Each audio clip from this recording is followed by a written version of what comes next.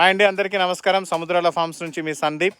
సంక్రాంతి భోగి రోజు రాగి విత్తనాలు వేసినాము. 23 రోజుల తర్వాత అది నారగా అభివృద్ధి చెందింది. ఆ నారను తీసుకొచ్చి ఇక్కడ నాటినామన్నమాట. ఈ నాటడం వల్ల దాదాపుగా ఒక 2 నెలల తర్వాత మనకు రాగి ఎన్ను అనేది రావడం స్టార్ట్ అయింది. ఇంకొక నెల రోజుల్లో మనము ఈ రాగి పంట దిగుబడి అనేది మనం చూడవచ్చునమాట. దీన్ని మామూలుగా 2 రకాలు ఉంటాయి, చేను రాగులు, తూరు రాగులు అనేసి. ఇవి తూరు రాగులు అనమాట. మన సైడు కర్ణాటక సైడ్ ఎక్కువగా ఇది వాడుతారు. కనకపుర, మండ్య, మళ్ళీ బంగారుపేట సైడ్ ఎక్కువగా వాడతారనమాట. దీన్ని మామూలుగా మా సైడ్ బంగారుపేట రాగులు అని కూడా అంటారు. అంటే రాగి ముద్ద చేసినామంటే చాలా మెత్తగా, చాలా బాగా సున్నితంగా, మృదువుగా ఉండేటట్లు వస్తుంది. కాబట్టి ఈ రాగులను ఎక్కువగా పండిస్తారు. ఈ పంట చేతికి వచ్చిన తర్వాత ఏ విధంగా ఉందనేది నేను చూపిస్తాను, మీరు చూడండి.